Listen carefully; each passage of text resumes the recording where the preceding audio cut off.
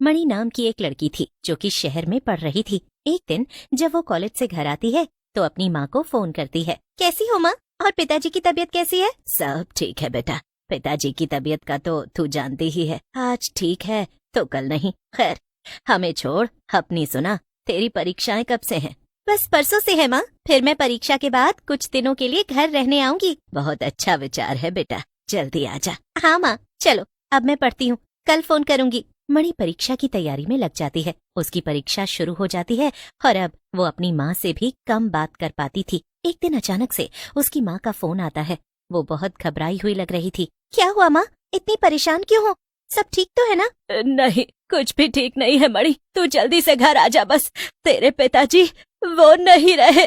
अपनी माँ की बात सुनकर मणि दंग रह जाती है। उसके ऊपर तो दुखों का पहाड़ टूट पड़ता है। जैसे तैसे वो अगली ही ट्रेन पकड़कर अपने गांव चली जाती है। माँ, ये सब कैसे हो गया? कुछ दिन पहले तक तो पिताजी एकदम ठीक थे, अचानक से उनके दिल में बहुत जोरों से दर्द हुआ और फिर जब तक उन्हें अस्पताल ले गए तब तक।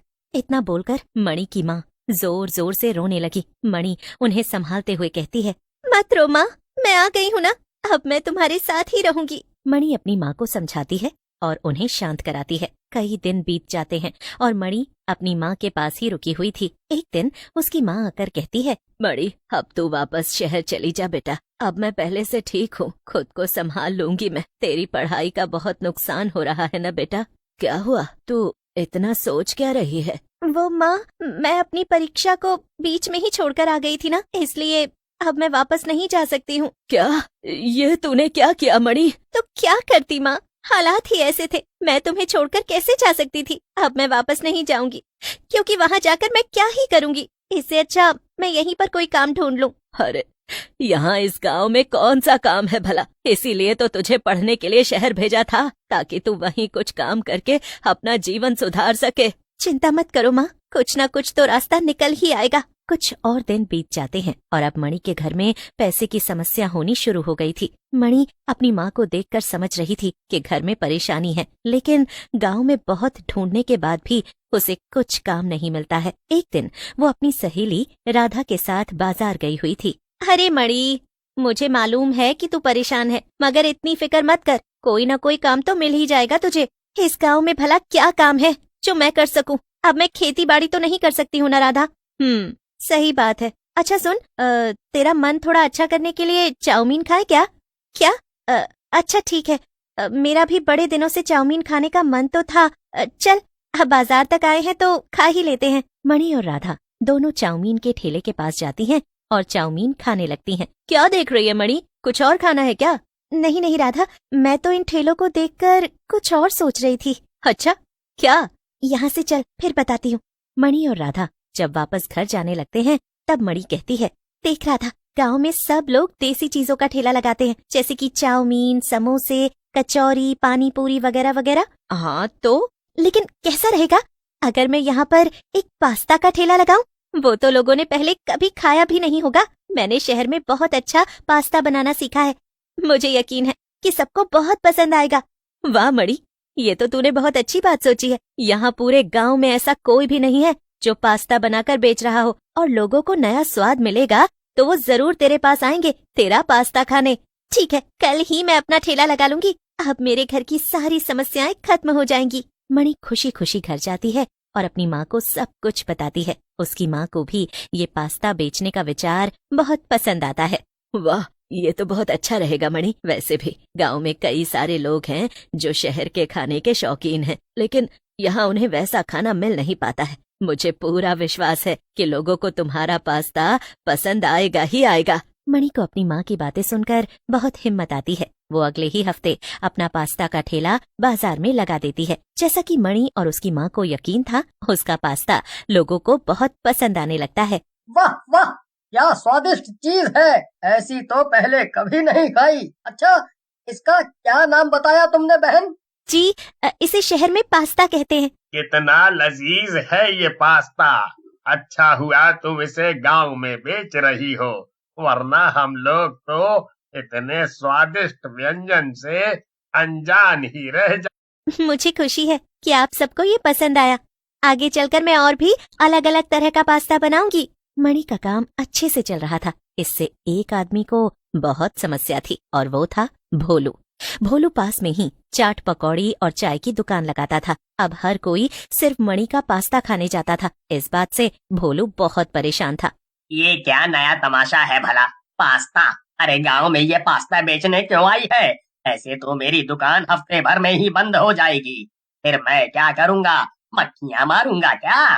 नहीं नहीं, इस पास्ता बेचने वाली लड़की का कुछ तो इंतजाम करना ही पड़ेगा। भोलू का एक साला था, गोरा। वो गुंडा किस्म का आदमी था। भोलू मदद के लिए गोरा को बुलाता है। बताइए जीजा जी, कैसे याद किया मुझे? तेरी मदद चाहिए गोरा। शहर से एक लड़की आई है जिसने यहाँ गांव में पास्ता बेचने का काम शुरू कर दिया है। मुझे उससे बहुत नुकसान हो रहा है।